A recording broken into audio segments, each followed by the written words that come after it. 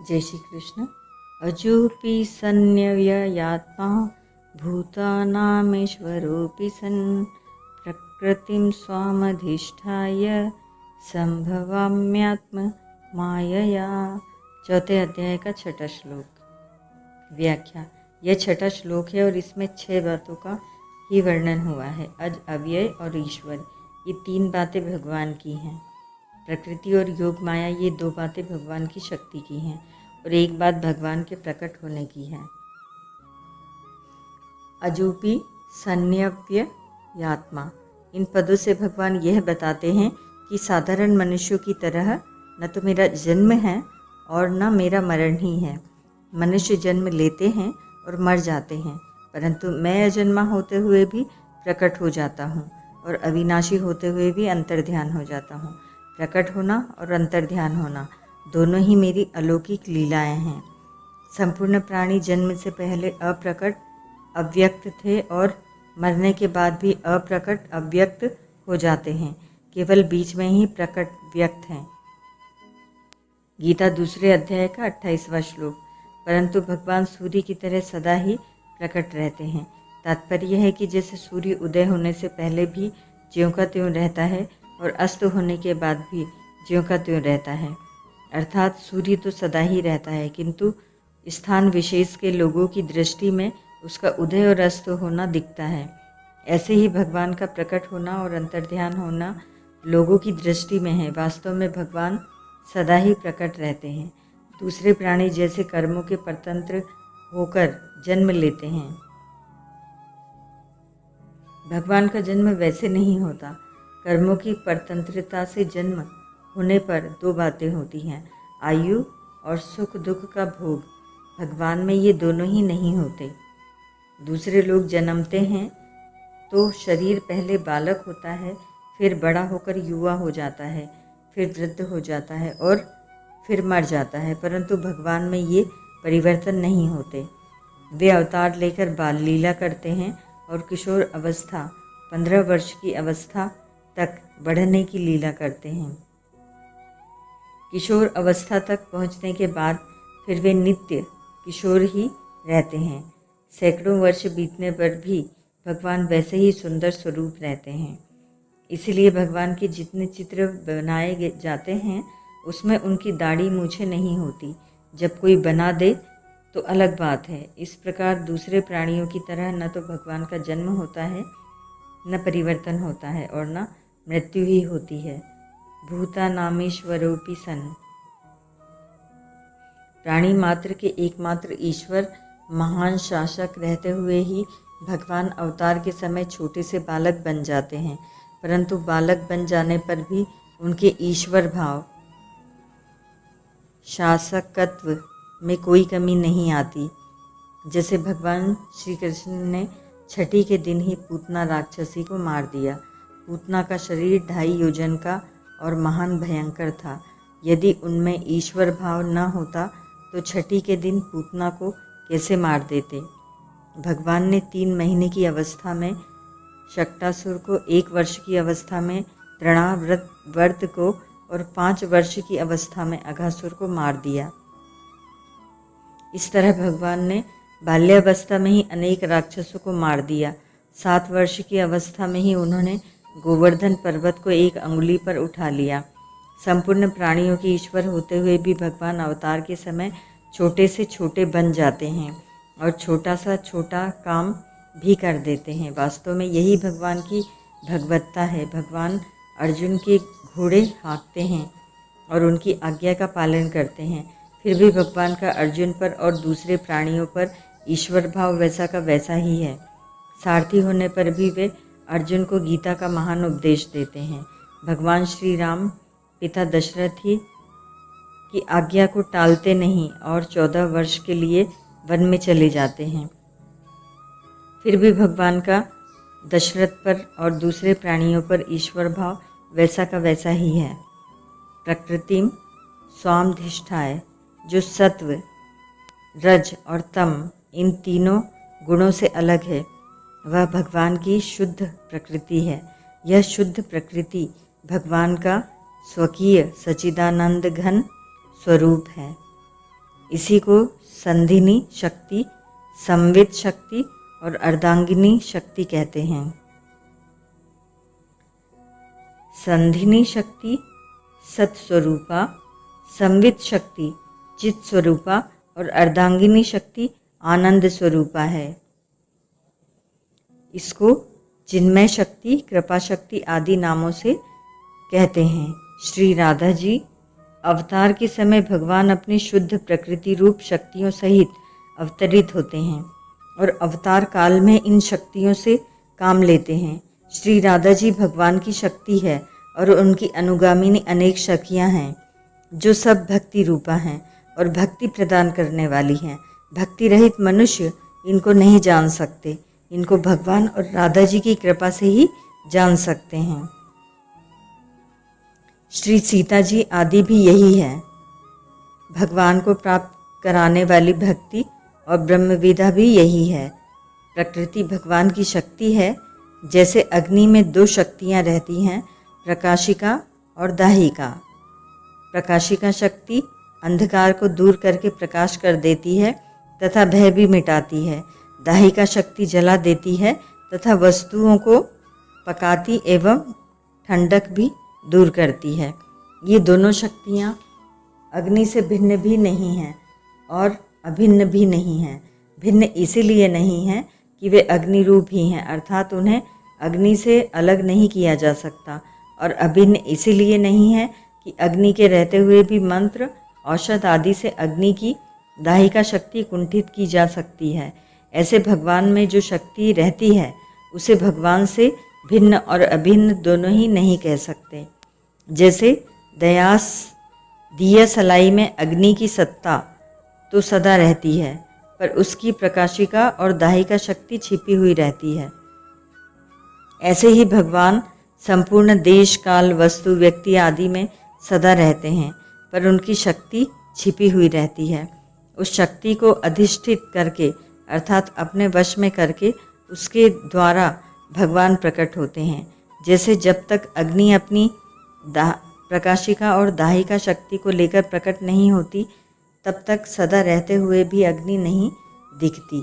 ऐसे ही जब तक भगवान अपनी शक्ति को लेकर प्रकट नहीं होते, तब तक भगवान हरदम रहते हुए भी नहीं दिखते। राधा जी, सीता जी, रुक्मणी जी आदि सब भगवान की निजी दिव्य शक्तियाँ हैं। भगवान सामान्य रूप से सब जगह रहते हुए भी कोई काम नहीं करते। जब करते हैं तब अपनी दिव्य शक्तियों को लेकर ही करते हैं। उस दिव्य शक्ति के द्वारा भगवान विचित्र विचित्र लीलाएं करते हैं।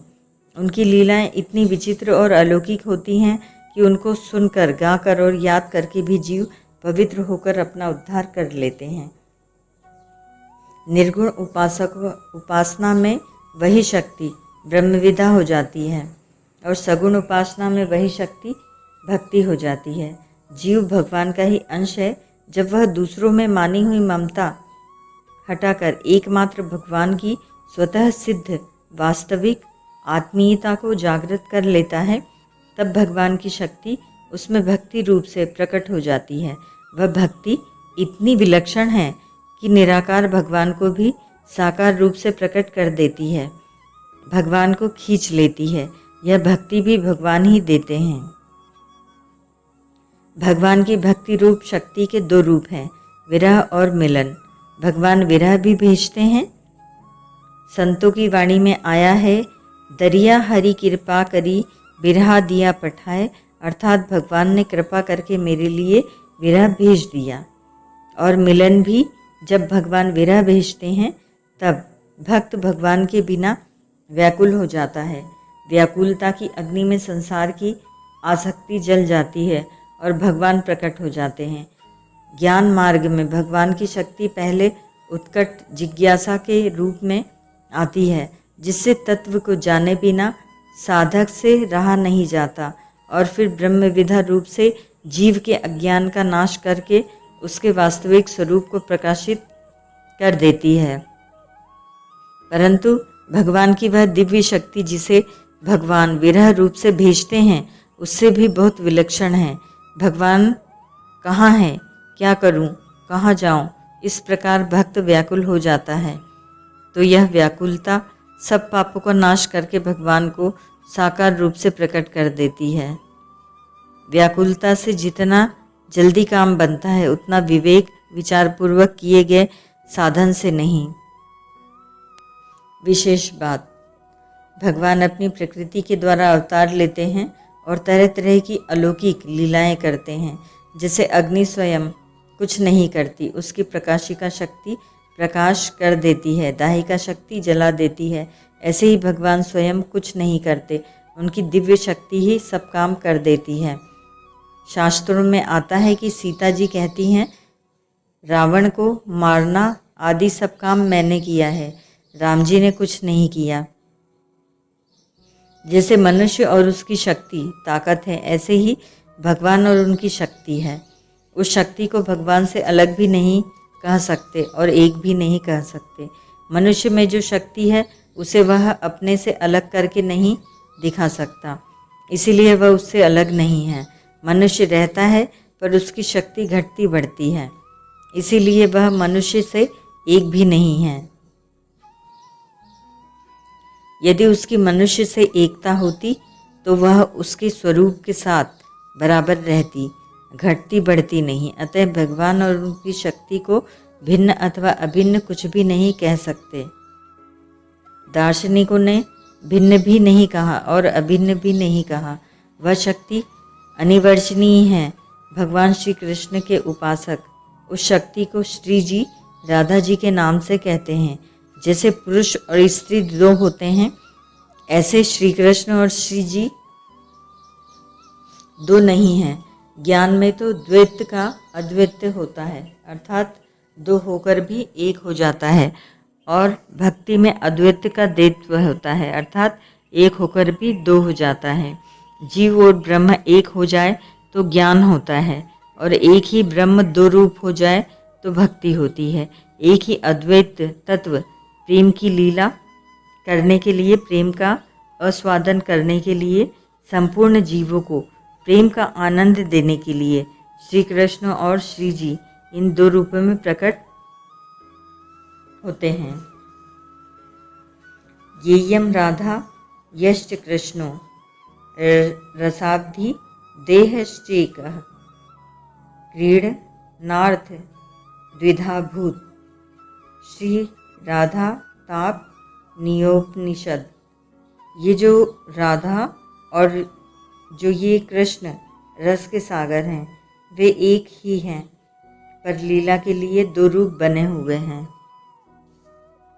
दो रूप होने पर भी दोनों में कौन बड़ा है और कौन छोटा, कौन प्रेमी है और कौन प्रेमास्पद, इसका पता ही नहीं चलता। दोनों ही एक दूसरे से बढ़कर विलक्षण दिखते हैं। दोनों एक दूसरे के प्रति आकृष्ट होते हैं। श्री जी को देखकर भगवान प्रसन्न होते हैं और भगवान को देखकर श्री जी। दोनों की परस्पर प्रेम लीला से रस की वृद्धि होती है, इसी को रास कहते हैं। भगवान की शक्तियाँ अनंत हैं, अपार हैं। उनकी दिव्य शक्तियों से ईश्वरीय शक्ति भी है और माधुरी शक्ति भी। ईश्वरीय शक्ति से भगवान ऐसे विचित्र और महान कार्य करते हैं जिनको दूसरा कोई कर ही नहीं सकता। ईश्वरीय शक्ति के कारण उनमें जो महत्ता, विलक्षणता, अलौकिकता दिखती है वह उनके सिवाय और किसी में देखने सुनने में नहीं आती। माधुरी शक्ति में भगवान अपने ईश्वरी को भूल जाते हैं। भगवान को भी मोहित करने वाली माधुरी शक्ति में एक मधुरता, मिठास होती है, जिसके कारण भगवान बड़े मधुर और प्रिय लगते हैं। जब भगवान ग्वाल बालों के साथ खेलते हैं तब माधुरी शक्ति प्रकट रहती है। अगर उस समय ईश्वरी शक्ति प्रकट हो जाए तो सारा खेल बिगड़ जाए, ग्वाल बाल डर जाएं और भगवान के साथ खेल भी न पाएं।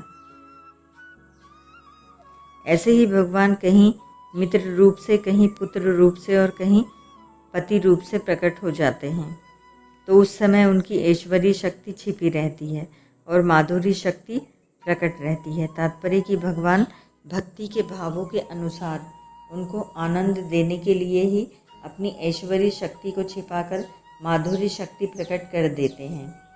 जिस समय माधुरी शक्ति प्रकट रहती है उस समय ऐश्वरी शक्ति प्रकट नहीं होती, और जिस समय ऐश्वरी शक्ति प्रकट रहती है उस समय माधुरी शक्ति प्रकट नहीं होती।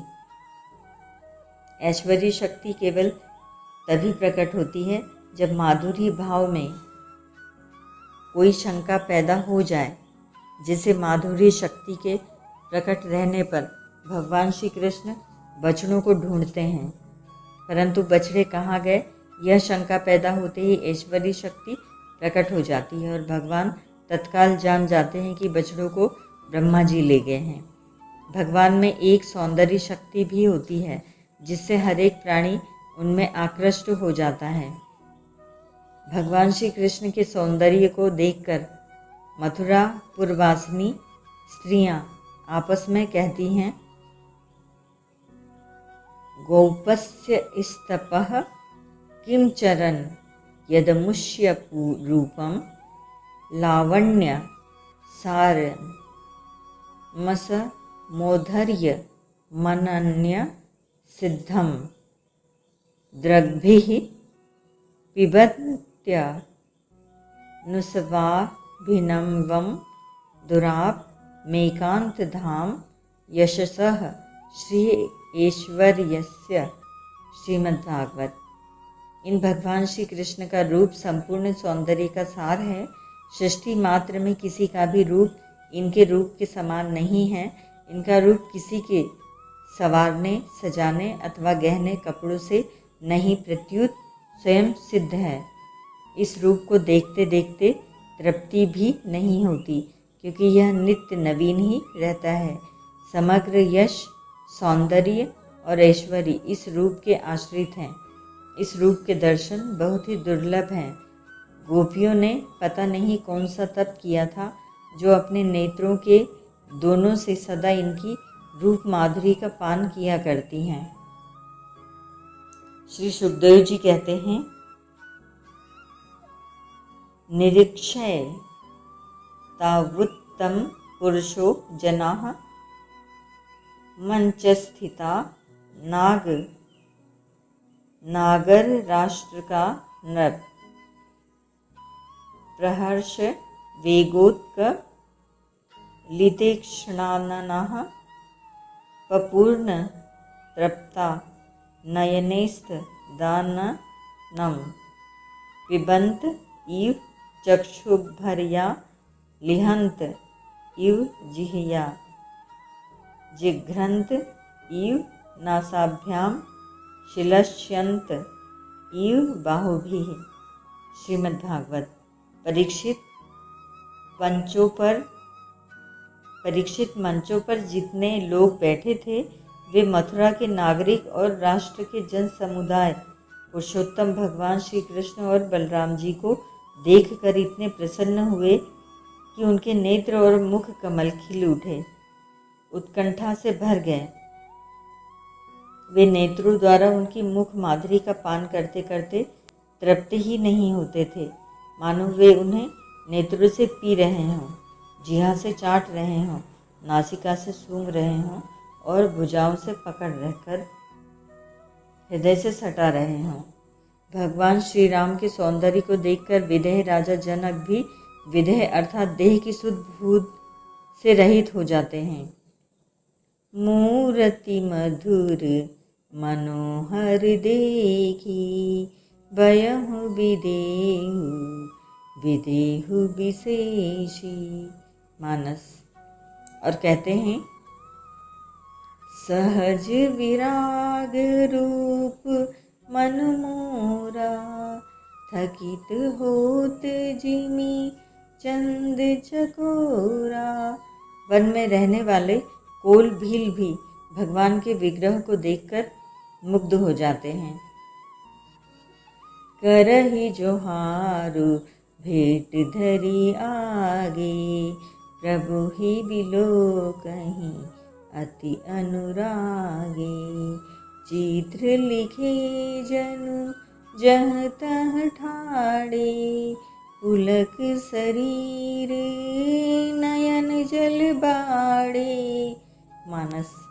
प्रेमियों की तो बात ही क्या, वैर भाव रखने वाले राक्षस खरदूषण भी भगवान के विग्रह की सुंदरता को देखकर चकित हो जाते हैं और कहते हैं, नाग असुर सुर नर मुनि जेते, देखे जीते हते हम केते, हम भरि जन्म सुनहु सब भाई, देखी नहीं असी सुंदरताई।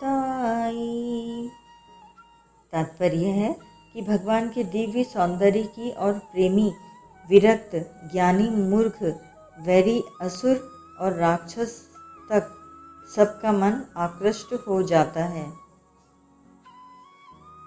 संभवाम्यात्म मायया, जो मनुष्य भगवान से विमुख रहते हैं उनके सामने भगवान अपनी योग माया में छिपे रहते हैं और साधारण मनुष्य जैसे ही दिखते हैं। मनुष्य ज्यों ज्यों भगवान के सम्मुख होता जाता है त्यों त्यों भगवान उसके सामने प्रकट होते जाते हैं। इसी योग माया का आश्रय लेकर भगवान विचित्र विचित्र लीलाएं करते हैं। योग माया का आश्रय लेकर ही भगवान रासलीला करते हैं।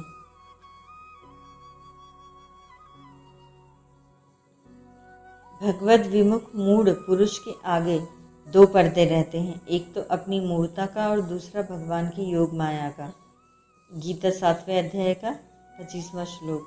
अपनी मूर्ता रहने के कारण भगवान का प्रभाव साक्षात सामने प्रकट होने पर भी वह उसे समझ नहीं सकता। जैसे द्रौपदी का चीरहरण करने के लिए दुशासन अपना पूरा बल लगाता है, उसकी भुजाएं थक जाती हैं पर साड़ी का अंत नहीं आता। द्रुपद सुता निर्बल भयता दिन, तजी आए निज धाम, दुस्साहसन की भुजा थकित भय, बसन रूप भय श्याम। इस प्रकार भगवान ने सभा के भीतर अपना ऐश्वर्य साक्षात प्रकट कर दिया, परंतु अपनी मूढ़ता के कारण दुशासन, दुर्योधन, कर्ण आदि पर इस बात का कोई असर ही नहीं पड़ा कि द्रौपदी के द्वारा भगवान को पुकारने मात्र से कितनी विलक्षणता प्रकट हो गई। एक स्त्री का चीरहरण भी नहीं कर सके तो और क्या कर सकते हैं। इस तरफ उनकी दृष्टि ही नहीं गई। भगवान का प्रभाव सामने देखते हुए भी वे उसे जान नहीं सके। यदि जीव अपनी मूढ़ता, अज्ञान दूर कर दे तो उसे अपने स्वरूप का अथवा परमात्मा तत्व का बोध तो हो जाता है, पर भगवान के दर्शन नहीं होते। अपने स्वरूप का बोध होने पर भगवान के दर्शन हो जाएं, ऐसा नियम नहीं है, परंतु भगवान के दर्शन होने पर अपने स्वरूप का बोध भी हो जाता है। इसलिए भगवान कहते हैं, मम दर्शन फल परम अनुपा, जीव पाव निज सहज स्वरूपा। मानस। भगवान के दर्शन तभी होते हैं जब भगवान अपनी योग माया का पर्दा हटा देते हैं। अपना अज्ञान मिटाना तो जीव के हाथ की बात है, पर योग माया को दूर करना उसके हाथ की बात नहीं है। वह सर्वथा भगवान की शरण हो जाए तो भगवान अपनी शक्ति से उसका अज्ञान भी मिटा सकते हैं और दर्शन भी दे सकते हैं। भगवान की जितनी लीलाएं करते हैं सब योग माया का आश्रय लेकर ही करते हैं। इसी कारण उनकी लीला को देख सकते हैं, उसका अनुभव कर सकते हैं। यदि वे योग माया का आश्रय न लें तो उनकी लीला को कोई देख ही नहीं सकता, उसका आस्वादन कोई कर ही नहीं सकता। अवतार संबंधी विशेष बात। अवतार का अर्थ है नीचे उतरना। सब जगह परिपूर्ण रहने वाले सच्चिदानंद स्वरूप परमात्मा अपने अनन्य भक्तों की इच्छा पूरी करने के लिए अत्यधिक कृपा से एक स्थान विशेष में अवतार लेते हैं और छोटे बन जाते हैं।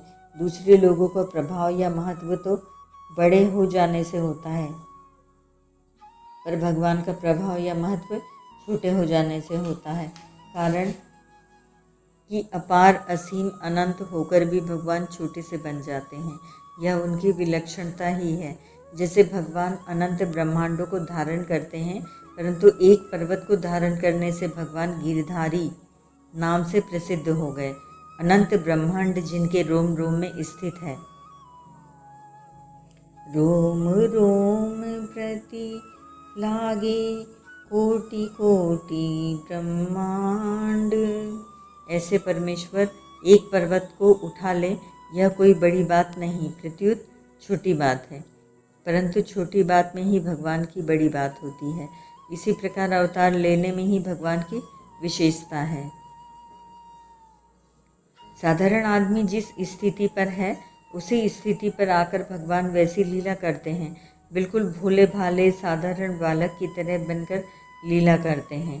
ग्वाल बालों से खेलते समय वे दूसरे ग्वाल बाल से हार भी जाते हैं। जो ग्वाल बाल जीत जाता है वह सवार बन जाता है और भगवान घोड़ा बन जाते हैं। यह उनकी विशेष महत्ता है। भगवान के प्रभाव को जानने वाले ज्ञानी महात्मा लोग तो उनके स्वरूप में मस्त रहते हैं, पर भक्तों को उनकी साधारण अज्ञ बालक की तरह भोली भाली लीला बड़ी विचित्र और मीठी लगती है। वहाँ ज्ञानियों का ज्ञान नहीं चलता। ज्ञानियों के शिरोमणि ब्रह्मा जी भी भगवान की लीला को देखकर चकरा गए। बड़े बड़े ऋषि मुनि, योगी, तपस्वी, संत, महात्मा भी उनकी लीलाओं के रहस्य को नहीं जान सकते और इस विषय में मूक हो जाते हैं। भगवान ही कृपा करके जिन प्यारे अंतरंग भक्तों को जानना चाहते हैं वे ही उनकी लीला के तत्व को जान पाते हैं। सोई जानई जेहि देहु जनाई। मानस। गाय चराते समय, ग्वाल बालों से खेलते समय भी भगवान बड़े बड़े प्रभावशाली कार्य कर देते हैं। बड़े बड़े बलवान राक्षसों को भी चुटकियों में ही खत्म कर देते हैं। छोटे से बालक बनने पर भी उनका प्रभाव वैसा का वैसा ही रहता है। जैसे कोई बहुत बड़ा विद्वान किसी बालक को वर्णमाला सिखाता है तो वह बालक का हाथ पकड़कर उससे क ख ग लिखवाता है और मुँह से भी वैसा बोलता है, परंतु इसका अर्थ यह नहीं कि वह विद्वान स्वयं वर्णमाला सीखता है। वह तो बालक की स्थिति में आकर उसे सिखाता है जिससे वह सुगमतापूर्वक सीख जाए। ऐसे ही अनंत ब्रह्मांड नायक भगवान हम लोगों के बीच हमारे सामने आते हैं और हमारी तरह ही बनकर हमें शिक्षा देते हैं। उनकी बड़ी अलौकिक विचित्र लीलाएं होती हैं जिनका श्रवण, पठन और गायन करने से भी लोगों का उद्धार हो जाता है। परिशिष्ट भाव। भगवान प्रकृति की सहायता से ही क्रिया लीला करते हैं। इसीलिए सीता जी कहती हैं कि सब कार्य मैंने किए हैं, भगवान राम ने कुछ नहीं किया। आध्यात्म रामायण बाल पहले अध्याय के 32वें से 33वें श्लोक तक। परंतु भगवान मनुष्य की तरह प्रकृति के अधीन नहीं होते। प्रकृति स्वामधिष्ठा है, कारण कि भगवान के लिए प्रकृति पर नहीं है, प्रत्युत उनसे अभिन्न है। गीता 7वें अध्याय का 4-5वां श्लोक। भगवान को प्रकृति में स्थित मनुष्य के सामने आना है, इसीलिए वे प्रकृति को स्वीकार करके प्रकट होते हैं, तभी मनुष्य उनको देख सकते हैं। ओम तत्सत।